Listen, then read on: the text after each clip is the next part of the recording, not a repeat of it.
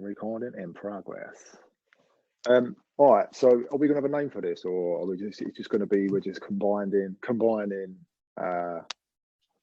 Well, if you want knowledge. a construction term, it's a JV. A JV, which is joint venture. Ooh, I like that. That's when two contractors come together to do a job. All right. So it's a JV relationship. It's a mental health JV. Oh, I like that. It's a mental health JV. So, Rob and I'll get Rob to introduce himself in a minute, are doing a JV in regards to mental health. And what we're going to do is we're going to share our own stories and invite guests on to share theirs, to offer insight and knowledge and tips and hints that can help people that are suffering, that find it difficult, that are searching or looking for. Actually, that sounds a bit naff, doesn't it? No, not at all. No, not at all. Yeah, I mean, we're looking to start a series that people can come to and get little nuggets of information and take that away with them, and then they can expand on the information that we give them. We're going to look into things like people that, because I work within the construction industry, and I notice there's a lot of problems with drugs, alcohol, gambling, people using these as coping mechanisms because of the stresses and strains that they have within their work and life, and they sometimes can do too much of one thing and not enough of the other. And if we can give people just a little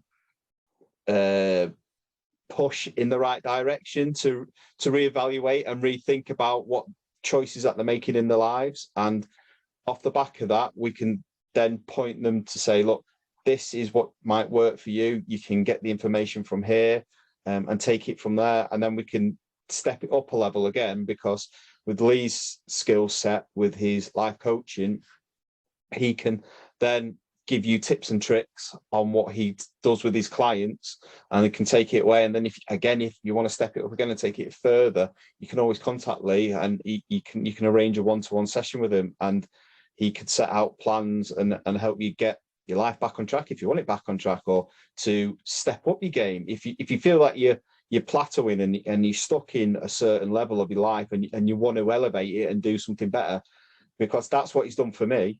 We connected 8-9 months ago, and Lee is a constant there for me. He helps me constantly. He elevates me. He reassures me. He makes me accountable for myself. And I can go back and forth with ideas, and you can go, yeah, that's great. No, that's shit. And it's open and honest conversations that we have. And it really, really, really does make a difference in your life if you want to make that next step in your life.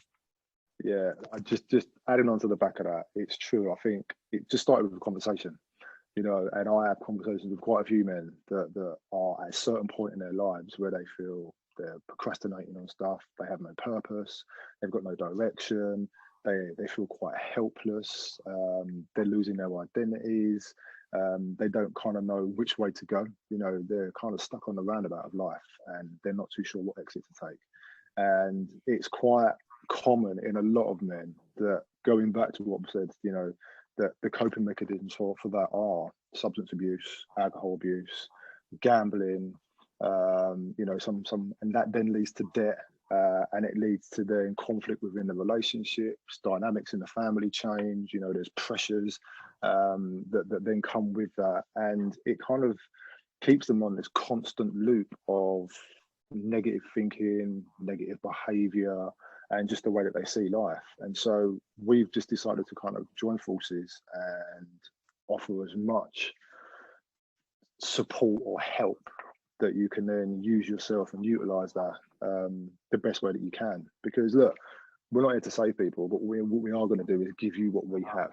And if you tell us what you need, then we can go away and then connect with the people that can give us that information, and then we can pass it to you. And slowly it will filter out, and we can all kind of start to help each other, because then someone else will know someone else that needs something, and then so on and so forth. And it just kind of goes away that way. But it always takes someone to start it. And so we just thought, sod it, let's just do that. So that's what we're going to do. We're going to do a JV. Yeah, absolutely.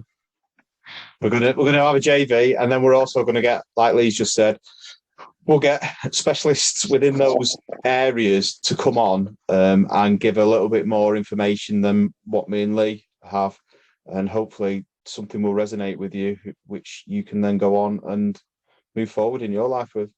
Yeah, and also, you know, if we're asking you for stuff, then it's only fair that we share stuff. You know, there's lots of stuff in my life that I'm happy to share with, because I've learned from those. And I kind of use that within my coaching practice anyway, because in order for me to understand people, I need to know how it feels. And so I'd always refer back to my past and how I dealt with situations. Not to say that they do it the same way, but it's just giving that a little bit more insight. And so I'm more than happy to share kind of where I've come from and how I got here. You know, it's not a secret, but there are a few skeletons in the closet, so be careful what you ask for. Hide and seek champion. But yeah, I'm exactly the same. I'm more than happy to talk about what I've gone through over the past few years. And I was one of those people that felt like I was stuck where I was in my life. I had and I still do have a very good career, earning good money, a nice house, family life. From the outside looking in, everybody would probably thought I was winning at life. But for me, I felt lost in my life because I didn't know which way to turn and how to deal with what I was feeling and what was going on around me. And I was then destroying everything around me. I was turning into a person that I didn't want to be. And luckily, I've now turned it around, and I'm finding great people like Lee to better myself in life. And that's what we want to do now for people out there. We want to help you better your life. So here's the thing, right, is the fact that as much as we encourage men to talk, excuse me, we know how difficult it is. Even when you're really, really shitty and feeling down. Now, I know I've been there myself. The last thing I want to do is ask for help because my ego is telling me, what the fuck are you asking for help for? My insight is telling me, well, if you do that, then, you know, they're just going to help you because you're feeling vulnerable. So then what you do is you retreat back into yourself. And it's when you're in that by yourself that the information that you gather from us will help you, because when you slightly come out of that, then you can go, you know what, mate, I was feeling this the other day, because then you find the courage to do it. But when you're in it, it's hard. So as much tools and information as we can give you, that when you're feeling in that, the more it's going to help you, you know, because that's when it's the hardest, is when you're in it and, you know, the chaos ensues, you know, it does. And sometimes you don't realize you're in it till somebody gives you the outsider view looking in. And also, just to caveat this, right, we're not going to tidy this YouTube thingy up. We're not going to make it all like, you know, okay, look at this is wicked. It's going to be real. I mean, there's a bit at the beginning that I was going to cut out, but I'm going to leave it in because it's just showing you just how normal and down to earth we are. We're far from perfect, you know, like so far that you can't even see it at the distance. But that's the beauty of it, because we're just like you, you know, we're just like you. We have our own issues, we have our own problems, you know. We don't know what's coming for us. We don't know what's coming in our direction, but all we can do is just make sure that we've got the correct kind of frame of mind for it and a good support network. And that's what it's all about. Yeah. Absolutely, 100%. That's all it is, and it's just the way that we are. We want to help and be open and honest and as much as possible with everybody, and we're more than happy to talk about it. So, Rob, what do you do for a living? Well, I'm an actual bricklayer. I work within the construction industry, and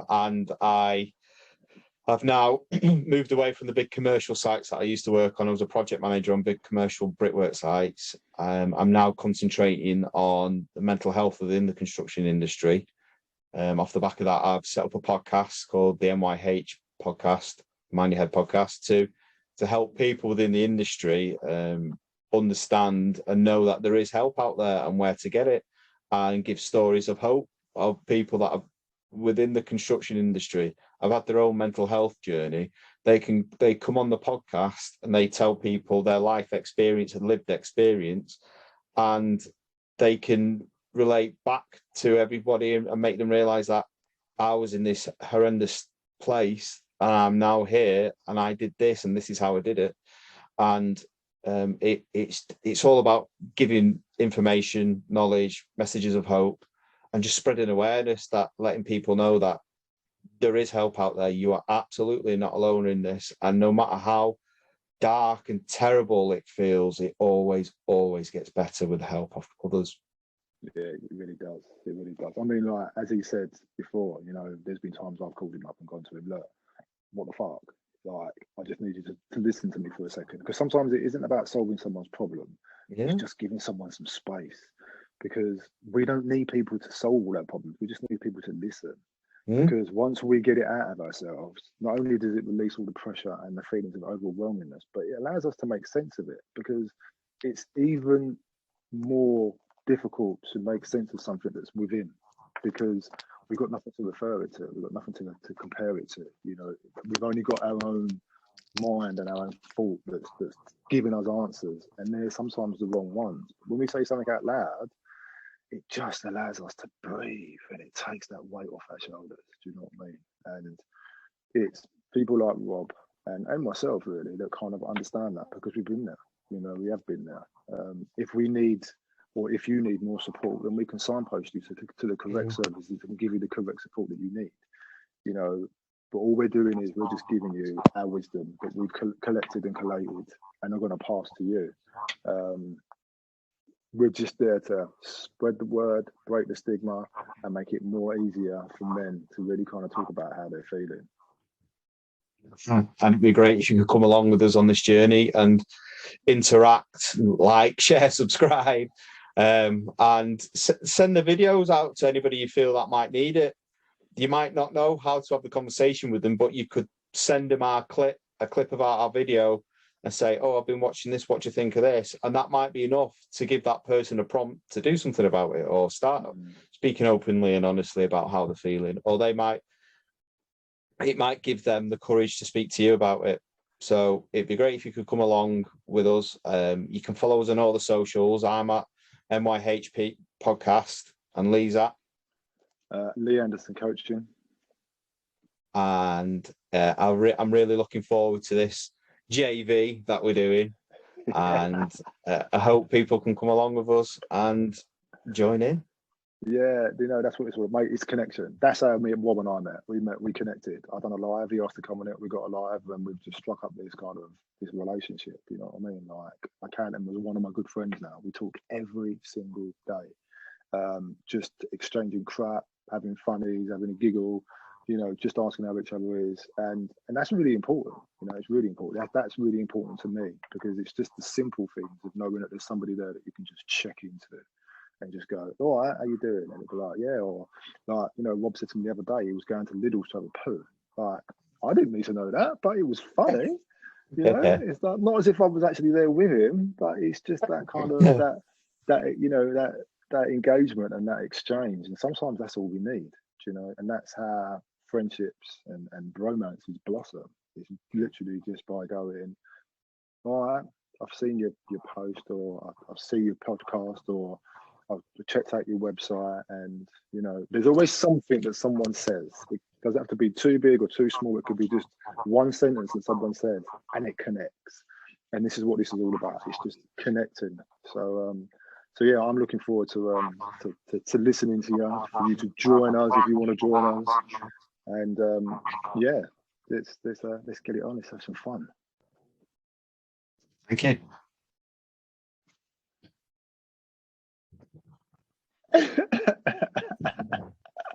Shall I stop it now? It's up to you, mate. We can keep going if there's any nuggets of gold that are going to come out in a minute. Do you know what? Right. The funny thing is I don't know about you, but whenever I do a podcast, once I press stop, it's almost like I'm like, right. And then you kind of go back into like Lee mode. Yeah, really. You just you know, you start chatting, and some of the best stuff comes out after that. It's like when we finish recording with people, we always leave it recording for stuff like that, because when we had Martin Coyd on, some of the stuff he came out with was absolute gold afterwards, but he had his microphone and he was like that with it, you know, messing with it. so you couldn't make it out, so we couldn't use it. Oh mate, I'm always a little bit paranoid about leaving it running because people are really conscious, like when you're recording it, because they know it goes recording and they know when it finishes as well. Because I go to them like, and then like we'll cut it and they go, oh mate, you know what? Is that all right? Like I thought I spoke too much. Did I say too much? Did I sound all right? Like I don't know if I should have mentioned this or I should have mentioned that. And I was like, look, it doesn't matter. Like it's about you. You know, like you can listen to it after before I let it go. You know what I mean? And they'll listen to it and go. And the funny thing is, I don't know if you notice this, but people always say, I forgot half the stuff that I said. I completely forgot half the stuff that I said. And it's for them, and this is I think the most cathartic thing for people is that they always say to me, I got so much out of that. Yeah. I got so much out of just putting it out there and letting, you know, just giving it away.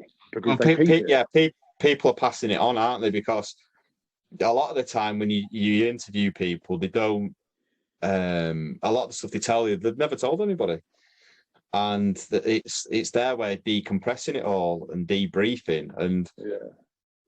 And sometimes we get a lot of people, and I do it as well. I think when I finish recording, I think I just waffled turd there.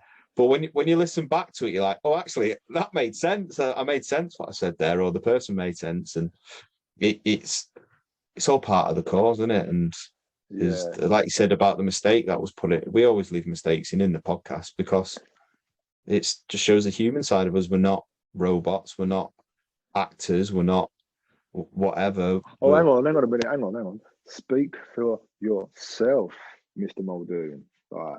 You found yourself in front of many cameras, mate, you know what I mean? Lately I have, yeah. It seems to be the way that things are going. I had a phone call this morning off the Biscuit Tin Face saying that book the first week or the second week of February out because we're back on the road again. Back on the road again. Shit use, mate, you know what I mean?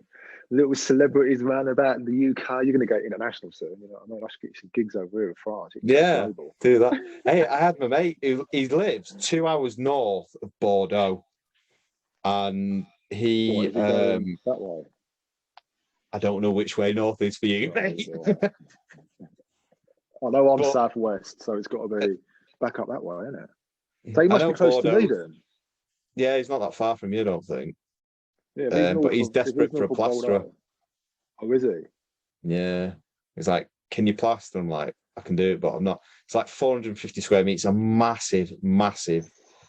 They've converted an old farm building. They're huge, mate.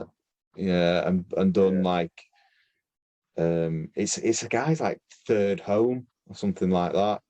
Some big rich guy from America, from the UK, and it's just one of his many houses he has. Yeah.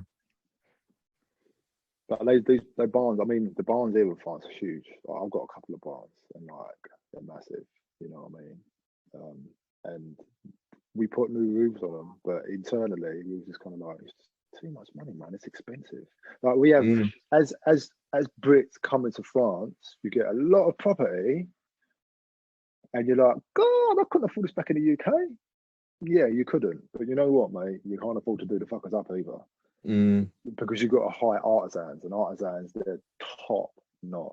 Like they're in, like we're talking like, you know, the dollars, like really. And you just kind of, okay, so what do I get, a new roof or do I get a new wall? That's how ridiculous it is. So it's all good having like, you know, a couple of barns here and a bit of land, but mate, that takes half of your life to look after it. Like it really does. Like, but we as English, we kind of fall into that romanticizing about it. It's like, oh, we've got this really nice place in France. It's kind of like, yeah, you come and cut my grass. You know what I mean? No, seriously. Does it just feel like you did when you live in London now, when you associate where you live now? No, you know what, mate? I'll be honest with you. I've been here nearly 4 years, and the one struggle that I have is engaging with people. I can't speak French. I'm learning French, and it's really, really hard. And I speak a lot. I use my arms, my hands. I speak a lot. That's how I am as a person. And it feels like someone's cut my tongue out and tied my hands behind the back. You know, I struggle so much with it. And I've had to readjust a lot. I do a lot of stuff on Zoom. I do a lot of stuff on Instagram because it's my way of kind of building a community that I can interact with people. Otherwise, it really does impact my mental health. The saving grace of that is being able to go out with the dogs and just walk for miles, listen to a podcast or something. And so I'm starting to be more grateful for the things that I have. And it makes me understand the things that I need for me as a person. I miss aspects of London, i.e. going into a shop and going, all right, love, how's your day? But I don't miss the hustle and bustle. I don't miss the distractions. I don't miss, you know, the stuff that I've left because it was, you know, that kind of stuff. I don't miss any of that. So I like to just pop in and pop back out again and come home. It's home here now for me. You know, I come home, I love it. It's my, you know, yeah. But it does. Go on. I was going to say, does it feel like home now, or does it still feel like a holiday? No. It feels like home. I'm still adjusting to certain aspects of it, like, you know, Mark and I's relationship. Even though it's just the two of us, we only have each other's input, and we have different requirements as people. Do you know what I mean? I like to kind of like go on a deeper level and talk stuff. And Mark's really practical and very, you know, he does a lot of due diligence. Like he'll research stuff, and I'll just sit there and just go, "I don't want to fix this," and he'll do it. But he's like you, mate. You know, he's like, there's always something to do. He's always doing something. Like, fucking, you'll find him at the bottom of the garden in a hole somewhere. You know, he's like, "What are you doing?" He's like, "I'm just doing this." It's always.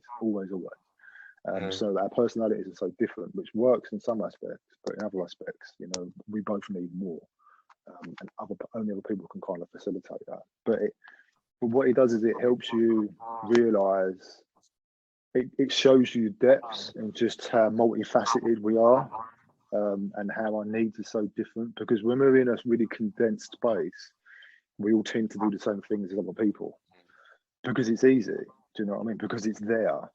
But when you're not, you have to think a bit more, and then you start thinking about, well, actually, what do I need? You know, what do I like? What is it that I'm looking for? And so you have to think a lot more.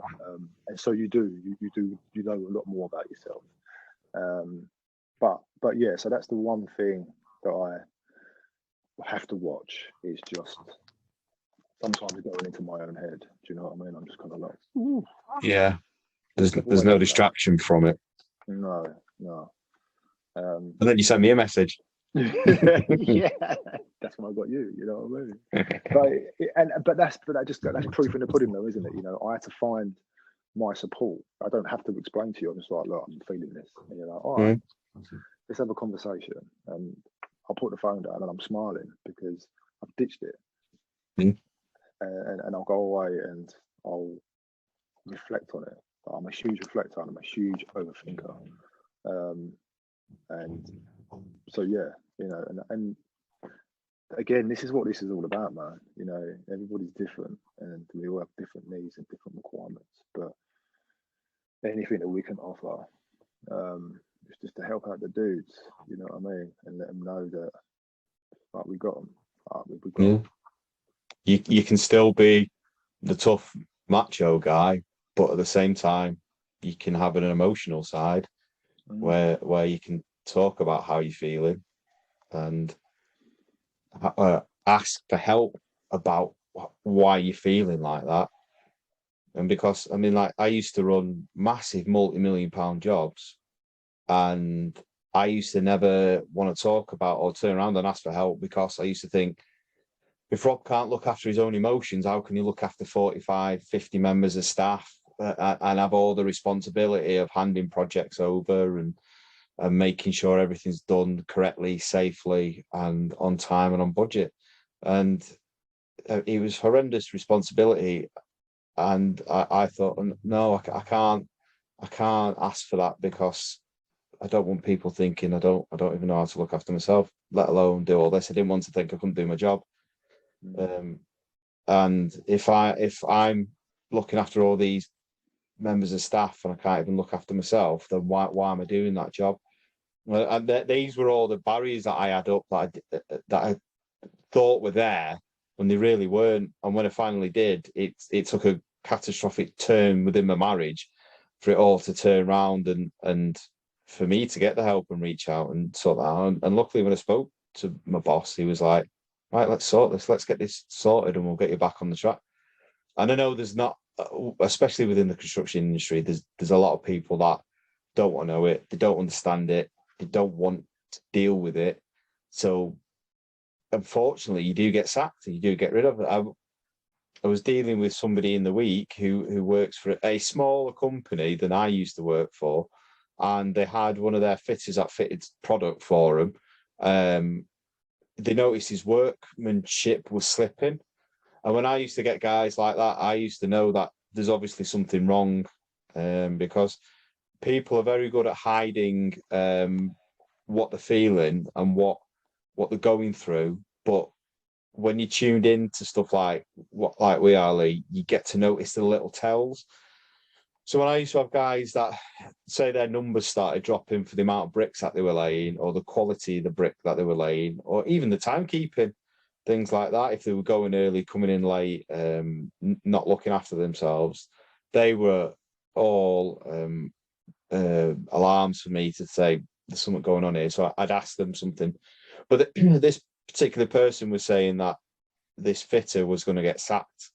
And he stepped in and said, maybe ask him what's going on. And it turns out he was going through a divorce at the time and a custody battle, and that was consuming him. And now that particular company's helped him, he's now back.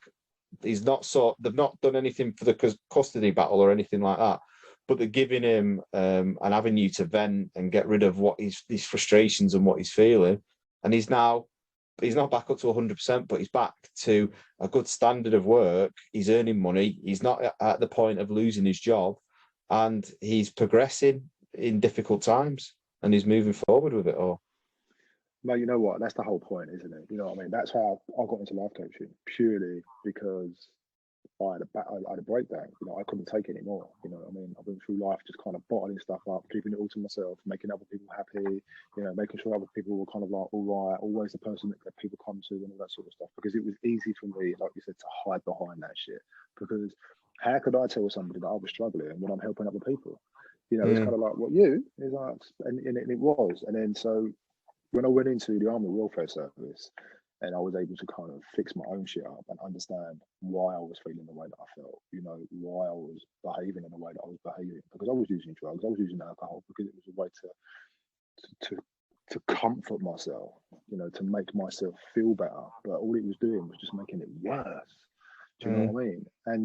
And so, you know, I remember when I went into it, I remember my first ever client, and my senior was dealing with his wife, and she told me his story. So I was armed with this information, and I just went in there and kind of with the really bad attitude, like with the wrong attitude towards this guy. And I remember I had to phone him up and say to him, I'm really sorry. I'm really sorry for the way that I approached you within that session, because I'd gone with a really biased view on him, because I knew information on him already, but I didn't know his story. I didn't know why he was the way that he was. All I knew was what he did. Do you know what I mean? And that was wrong. And since that day, you know, I've taken everybody at face value, you know, as in like, okay, I see you, I hear you, tell me about you. Do you know what I mean? And it's easier for me to have a more objective view on somebody, because they're not telling me everything that's going on. They're just telling me what's going on right now. And we had a conversation about like primary, like presenting and secondary issues. And a lot of people that present, i.e. drugs, alcohol, gambling, is the byproduct of what the real problem is. And it's only when you sit down and go, what's going on? What are you doing here? You know what I mean? Like, why do you need me? You know, what is the conversation going to be about? And they're like, and it takes probably about half an hour to just have a conversation about anything other than the problem itself. Because it allows me time then to take information away from that. Because it's amazing what people tell you without realizing what they're saying. Yeah, I mean? Yeah. And if you tap into that, and then what you do is you relate it back, you make it relatable, and then people will then tell you a bit more, and they'll tell you a bit more, and they'll open up more. And it isn't about, it's about me finding information about them that I can then help them get to the root of their problem. And it is. I mean, I love what I do.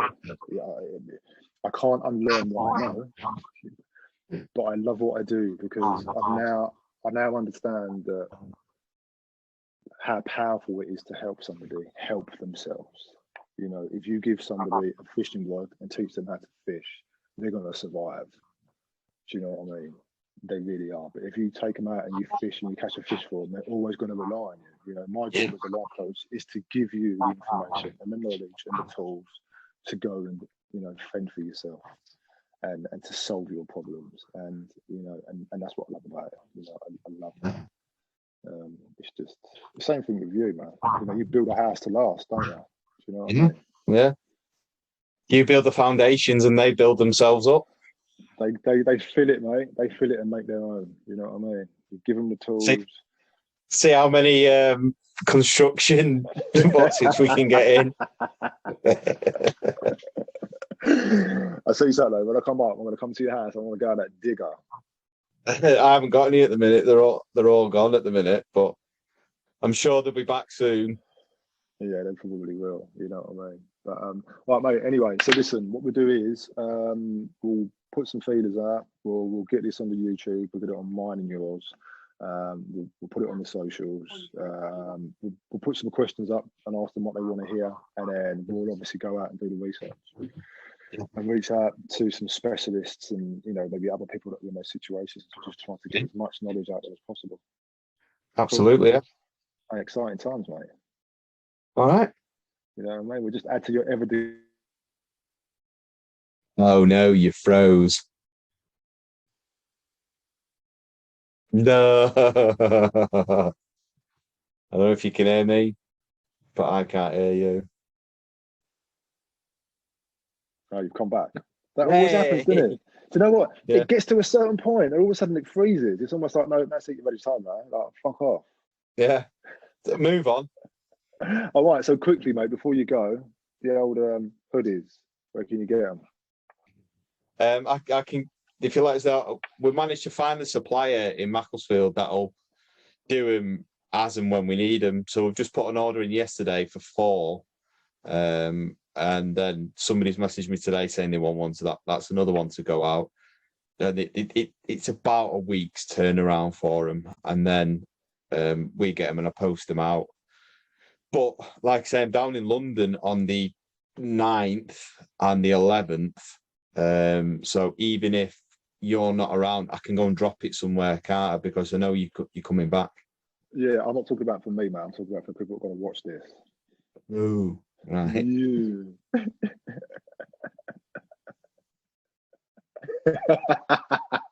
You can't, yeah. So where can people get your hoodies and your t-shirts and your hats? I'm glad you asked me that question, Lee. But these hoodies, yeah, people can get the merchandise on our website at www.themindyourheadpodcast. No, it's not it's the MYHPodcast.co.uk. See, we're not perfect. I've been doing this over a year now and I still get it wrong. And your podcast is called what? The MYH podcast, the Mind Your Head podcast.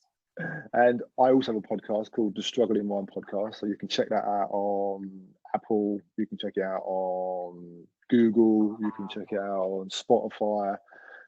So go give it some love. Give them both some love. Like them, review them, share them. Let your mates know about them. And obviously the YouTube channel will be fantastic if we can get as much back in as possible. You know, because we're doing it in our spare time, but we're doing it for you. And so, you know, any interaction, any engagement would be brilliant. And you can find me at LeeAnderson Coaching, and you can find my website at www.leeandersoncoaching.com. See, you're a pro at it. I'm not. I get it wrong all the time. You know, the thing is, right, is that Mark keeps saying to me, why don't you even mention your website? And I'm like, oh, I can't do that. He's like, where are they going to find you? And I'm like, I know, but it just sounds like I'm trying to sell something. It's like, they're just showing people what you do. And I'm just kind of like, oh, I'm not, marketing myself is hard. Mm-hmm. I deal with people. I talk to people on that. So going like, oh, do you want to, like, you know, some of my service? It's hard. It's hard to do that, but you have to do it when you run your own business. You know, you really do. It's one of those funny things that I'll get over at some point. You know what I mean? Oh, anyway, yes. So Black Friday, 60% off of my 9-week coaching program. I'm getting some good traction on that, so I might even extend it beyond the Black Friday. Oh, good. But you know what I mean. But yeah, so yeah, go and check it out. And if not, mate, our DMs are open, and I offer a free consultation as well. You know what I mean. There you go. Other than What that, more? What more do you want? I feel really wanky saying that. It's difficult. I hate telling people to like, share, and subscribe, but I know. you've got to, because we need everybody's help. Yeah, it's true. It is true. You know what I mean? And people will do what they want to do anyway. But if they don't know, you know, so you have to let them know. But Rob, what you got for your tea, Dave? I don't know. I think it's pizza. I think. What are you having? I don't know. Yeah, he hasn't said yet. I've asked him. He said he hasn't decided. So whatever the chef cooks, you know what I mean. But anyway, mate, listen. It's always good to see your face. And you too. Again a bit later on. What I'm going to do is I'm going to let them send me this. I'll have a look at it and we'll just bang it up. Yeah. I think the normal that it is, I think we'll just see how it is. Yeah, bells and whistles. You know, what do you reckon? I'd go for the raw product. It's just as well because this is still running. Right, mate, I'm gonna go. I'll speak to you in a bit. All right, I'll smell you later, and enjoy your evening. Mate. Adios. Bye.